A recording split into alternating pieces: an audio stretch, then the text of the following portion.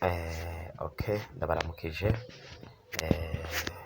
Uyu munsi rero tugomba dutangure twige uburyo ushobora kuronka inoti ukoresheje application bitwa Bell.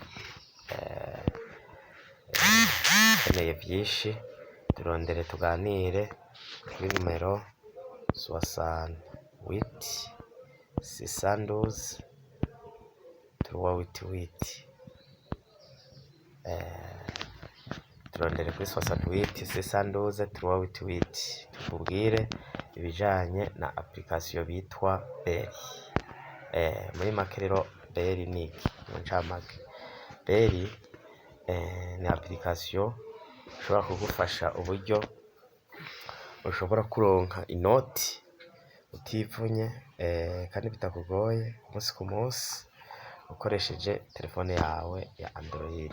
Utiriwe bigenda gute? Mu gihe twamajije kukugururira iyo application bitwa Bell, uba ufise ico bitwa konte.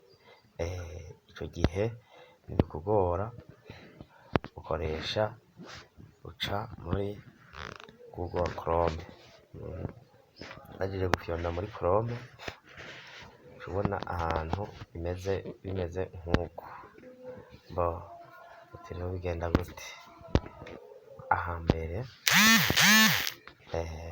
urahabona ahambere ni Gmail yawe. Iyi Gmail baba barakugururiye kumara kukugururira iyi application yitwa Bell, baraguha ico bitwa Gmail na Modopass. Ahambere rero hashira email yawe, ahagira kabiri ukahashira Modopass, aha gatatu naho uca ukirikako kugira ngo bigende neza. Sava, urabibona rero ukuntu bica bigenda. Bimaze kugenda uko rero barakwereka ukuntu bimeze.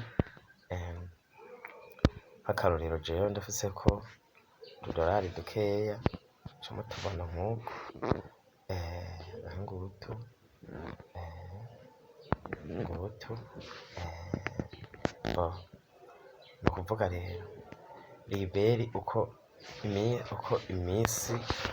umunsi uhera niko uguma ugenda uronka inoti ku munsi. Umuntu arakwereka ukuntu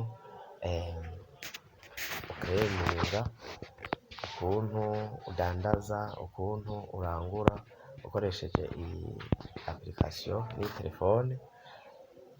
Umuntu arabikwereka byose, ukuntu udandaza, ukuntu wunguka. Iyi telefone yawe rero umaze kwishiramwo aya mafaranga, ufise uburenganzira bwo kuyarukira umwanya wose ushakiye.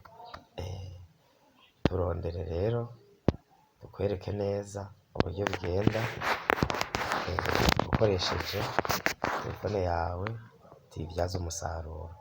Wibuke ko mu gihe ufise Android ukagura amamega kugira ngo ube uraraba kuri Facebook gusa ata kintu winjiza, uba uriko urahomba. Turondere rero kuri 68 turondere kuri 68 612 388 tugufashe. Murakoze.